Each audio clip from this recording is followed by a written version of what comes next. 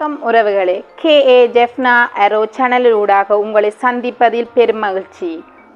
நீங்கள் தரும் ஆதரவுக்கு நன்றியை தெரிவிப்பதோடு, நீங்கள் எங்கள் சேனலுக்கு புதிதாக வருகை தருவதாக இருந்தால் சப்ஸ்கிரைப் பண்ணுங்க, பெல் பட்டனை கிளிக் பண்ணுங்க, லைக் பண்ணுங்க, கமெண்ட்ஸ் பண்ணுங்க, ஷேர் பண்ணுங்க. தொடர்ந்து எங்கள் சேனலுடன் இணைந்திருங்கள்.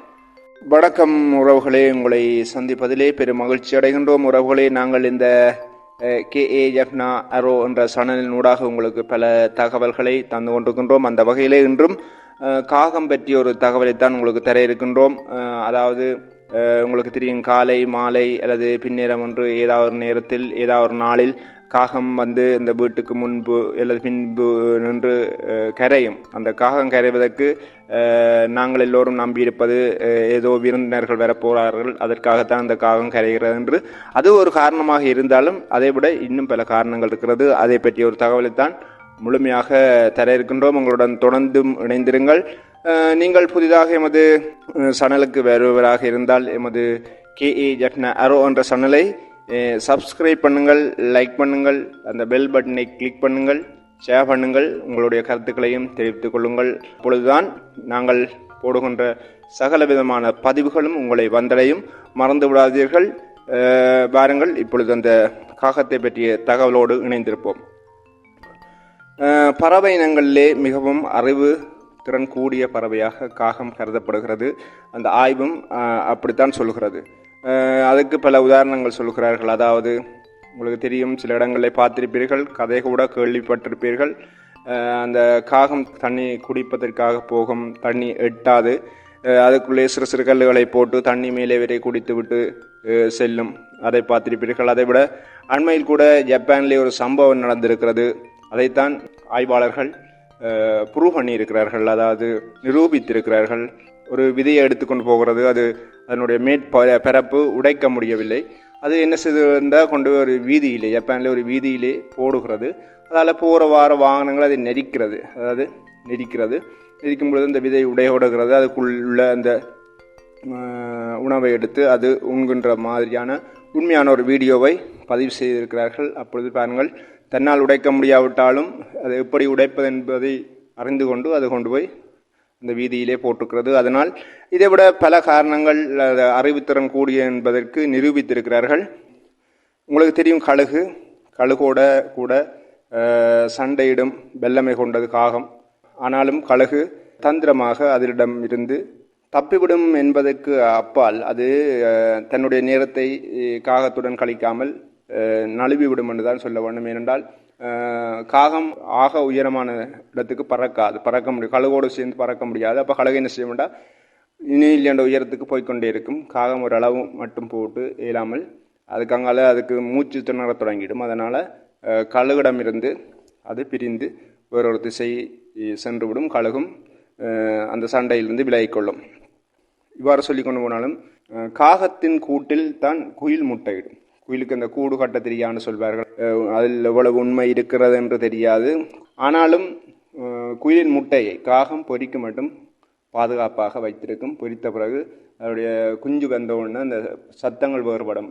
காகம் கத்துற சத்தம் வேற, குயில் கத்துற சத்தம் வேறு. அதனால கொத்தி கிளச்சி விடும் என்று சொல்வார்கள். சரி, அந்த சிறு வயதிலே கேள்விப்பட்டிருப்பீர்கள் காகம் படை திருடிய கதை. பாட்டி படை சுட்டு கொண்டிருக்கும் பொழுது காகம் படை திருடிய கதை கூட கேள்விப்பட்டிருப்பீர்கள். அதை இப்பொழுது மாற்றி சொல்லுகிறார்கள். அதாவது பாட்டிக்கு உதவி செய்து விட்டு, அதாவது அந்த சொல்லி தடியலை பொறுக்கி கொண்டு வந்து கொடுத்து விட்டு காகம் படை வேண்டி போனதாக இப்பொழுது அந்த கதை தெரிவிக்கப்பட்டு வந்திருக்கிறது. இதைவிட காகத்தை பார்த்தீங்கன்னா தெரியும், கூடுதலாக பறவை இனங்கள் எங்கே நீர்நிலைகள் உள்ளதோ, கீழ நீர் அண்மையாக உள்ள இடத்தில் அதுக்கு மேலே மரம் இருந்தால் அந்த மரத்தில் தான் கூடு கட்டும். கூடுதலாக பறவைகள் அப்படித்தான் நீர்நிலைகள் உள்ள இடங்களில் தான் கூடு கட்டும். அதே மாதிரி இந்த காகமும் நீர்நிலைகளை அண்டிய இடங்களில் தான் கூடு கட்டும்.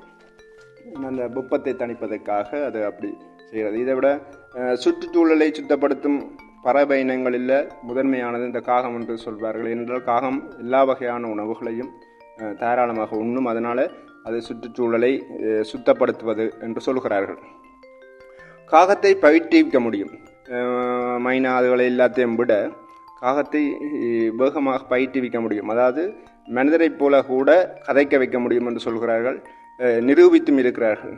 அதனாலே சில குற்றச் செயல்களில் கூட காகங்களை பயன்படுத்தியிருக்கிறார்கள். அதனால் சில நாடுகளில் காகங்கள் செல்ல பறவையாக வளர்ப்பதை தடை செய்யப்பட்டிருக்கிறது. பல நாடுகளில் தடை செய்யப்பட்டிருக்கிறது அந்த காகங்கள் வளர்ப்பதை. இதைவிட ஆஸ்திரேலியாவிலே அந்த பூர்வீக குடிமக்கள் கலாச்சாரத்தின் சின்னமாகத்தான் இந்த காகத்தை கருதுகிறார்கள். அவர்கள் அதை வழிபடுகிறார்கள். இந்து மத நம்பிக்கையின் அடிப்படையில் காகங்கள் மூதாதையர்களின் வடிவமாக கருதப்படுகிறது. அதாவது அப்படி கருதித்தான் அந்த காகத்துக்கு உணவு படைக்கப்படுகிறது. அந்த கூடுதலாக வீடுகளிலே நடைபெறுகின்ற வைபவங்களிலே காகங்களுக்கு உணவு வழங்கப்படுகிறது. அது அந்த மூதாதையர்கள் இறந்தவர்கள் நேரே காகமாக வருகிறார்கள் என எண்ணி அவர்களுக்கு உணவு படைக்கப்படுகிறது. காகத்தை பொறுத்தவரை அந்த கிட்டத்தட்ட அதனுடைய ஆயுள் காலம் 20 வருடமாக சொல்லப்படுகிறது. சில காகங்கள் 25 வருடங்களும் வாழ்ந்ததாக வரலாறு இருக்கிறது.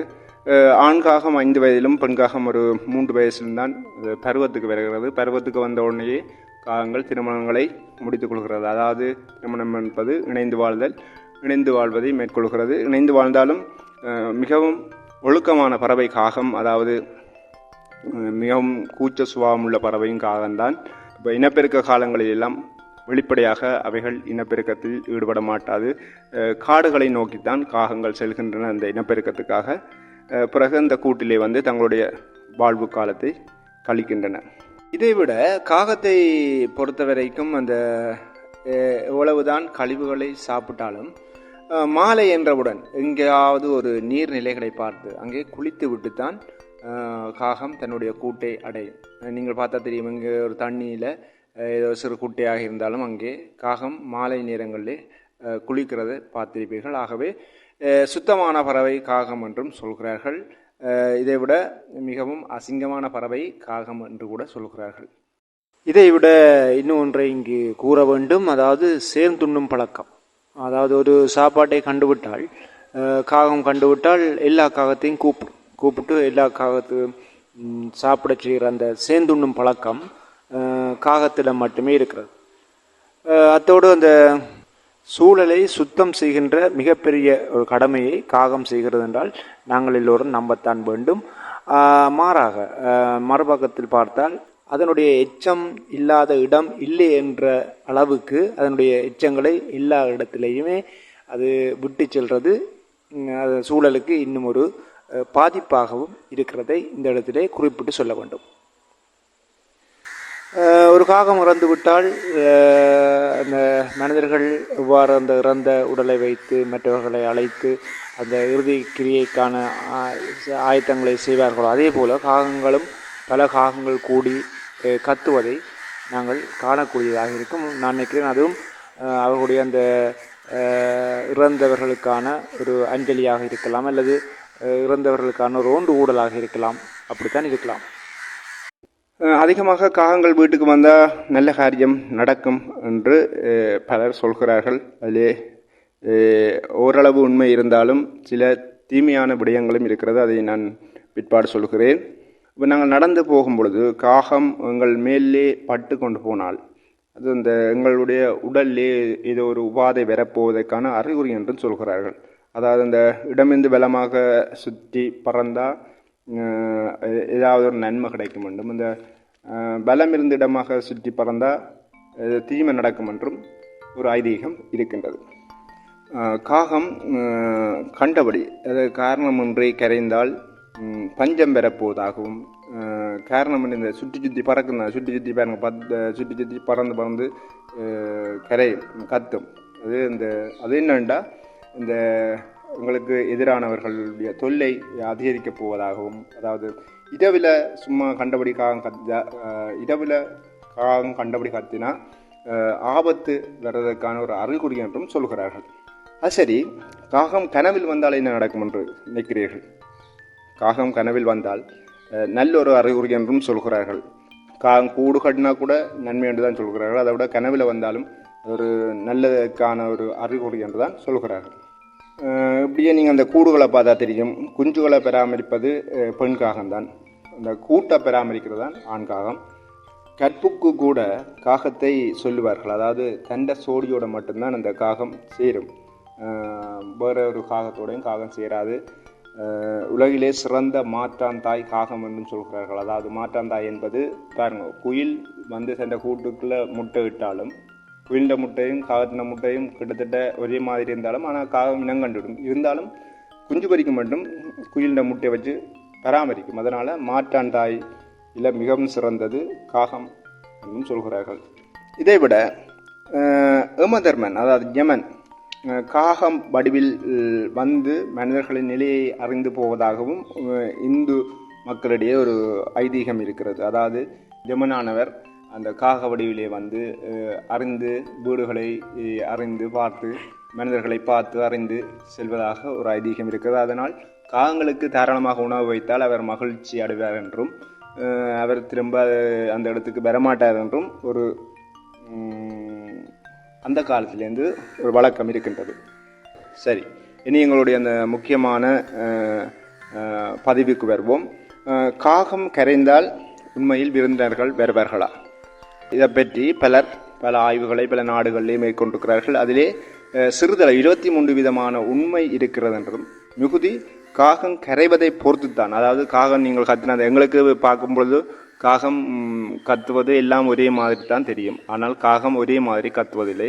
வேறு வேறு காரணங்களை வைத்து வேறு விதமாக கத்துறதிலே பல துணிகள் உள்ளனவாம். அந்த துணிகளை வைத்துத்தான் அவற்றை கணிக்க முடியும் என்றும். அதாவது ஆபத்து வரப்போதை உணர்ந்தும் கத்தும், நன்மை நடக்கப் போவதை உணர்ந்தும் கத்தும். காகம் கரைவதால் விருந்தினர்கள் மட்டும் வருவார்கள் என்றில்லை, எதிரிகளாலே உங்களுக்கு துன்பம் பெறப்போகிறது என்பதை உணர்த்துவதற்காகவும் அது கத்தும். மற்றது பசி, அதனுடைய பசி காரணமாக கத்தும். அதைவிட பக்கத்திலே கூடு கட்டியிருந்தால், காகம் கூடு கட்டியிருந்தால் அந்த கூட்டை நாங்கள் துன்பப்படுத்த வேண்டாம் என்பதற்காகவும் கத்தும் என்று சொல்கிறார்கள்.